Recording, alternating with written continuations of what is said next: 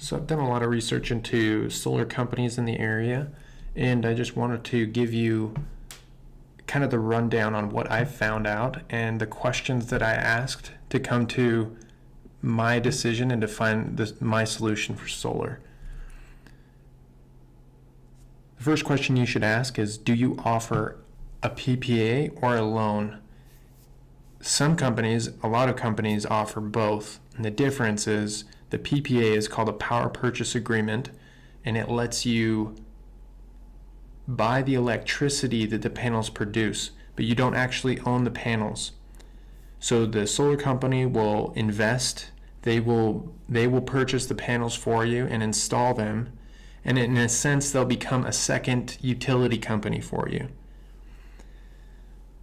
The other route that you can take is buying the panels yourself. So you have the upfront cost of getting those panels financed.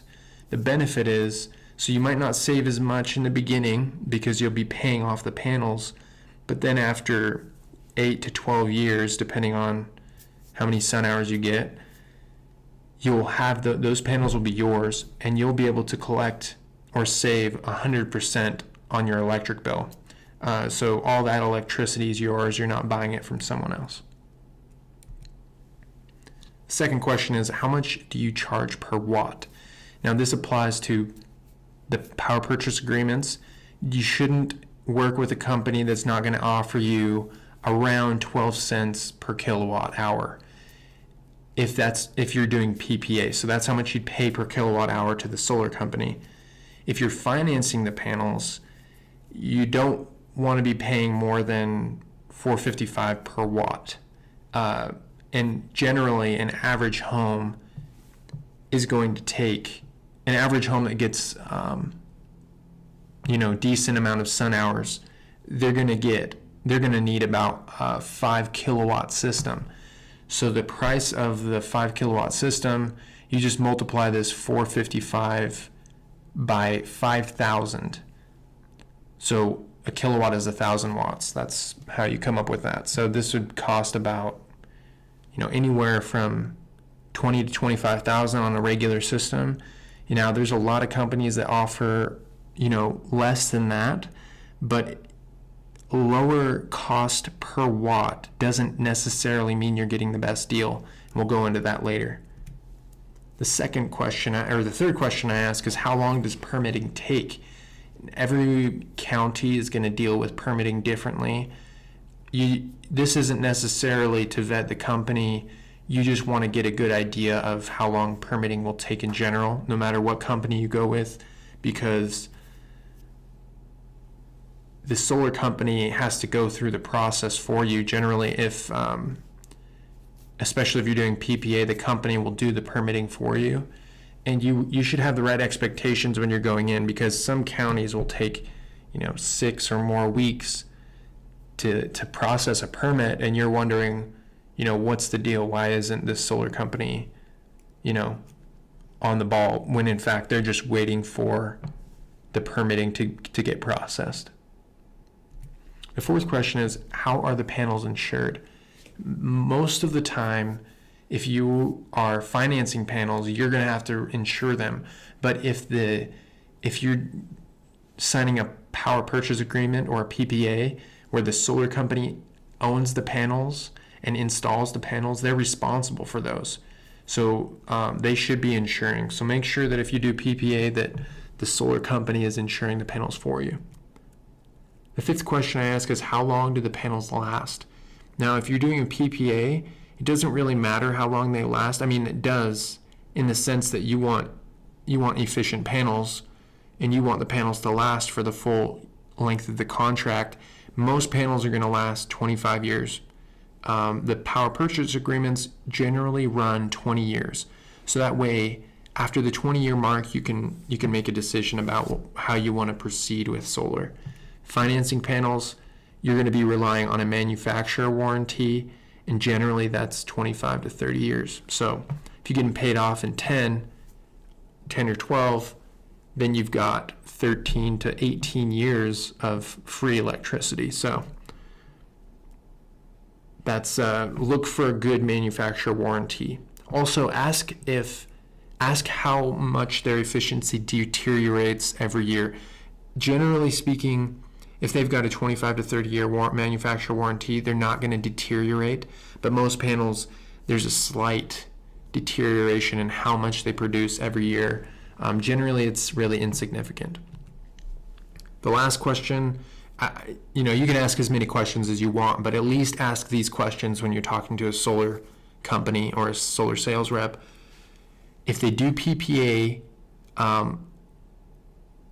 or if you're buying, how good should your credit be? So generally you're going to want credit score higher than 600. But if you don't have that, still look into it. I talked to a guy that owned a solar company, and he was saying that, they could pretty much finance anyone and they could still give them a reasonable rate, because the banks, solar is a very solid investment and it's going to produce a return on investment. So you don't necessarily need the best credit, but that is something that solar companies will look at. So some of my recommendations as you're approaching the process of finding the right solar company for your home: don't be afraid of the salespeople. They're there to help, and if they're being pushy, just call them out, and you don't have to be angry about it, but just get over the fact that you're going to have to talk to some salespeople. Second thing is, don't be afraid to say no. Don't let people pressure you into anything. If you're doing your research, then you can say, you know what, I found a better deal over here. Unless you can match it, I'm going to go with them. And that's as good as saying no. Also, look into a lot of solar options. Look into as many as possible. The Department of Energy, their Renewable Energy Laboratory, NREL, they recommend doing that, and I'll get into how you can do that effectively. That's just going to help you get an idea of the range of prices in your area. Allow multiple companies to give you estimates. I just mentioned that. Again, I'll get into that here in a little bit. And the way you do that is by using a solar marketplace. These are companies that deal with multiple companies, and essentially, if this company is working with multiple companies, they know that they're competing against the other companies, so they're going to try and give you a competitive offer. So I just typed in solar companies in my area, and then I just scrolled through Google and started calling these different companies up, and that worked to some degree, but I wasn't finding the deals that I found by using the solar marketplaces. And I'll share with you the solar marketplaces that I used. I wasn't really getting the competitive offers that I was looking for. Just know, again, I mentioned this before, that the lowest price doesn't mean you're getting the best deal, and that not all panels are created equal. You're going to need to make sure that you understand if a solar company is charging more for their panels or per watt, that's not necessarily a bad thing. Maybe they're offering you higher quality panels, and maybe they're more efficient, so you don't need to buy as many panels. Those are all things that you need to look into and consider before just going with the lowest bidder. Again, I would use solar marketplaces. The ones I used that were really helpful were Solar Visit and the National Solar Program, and I'll put the links in the description here. Again, they set you up with multiple companies, and then once you've found the company that you want to work with, all you have to do is, if you start getting these solar calls, you just need to ask them not to call you anymore, put you on a do not call list, and that way you won't get any more phone calls.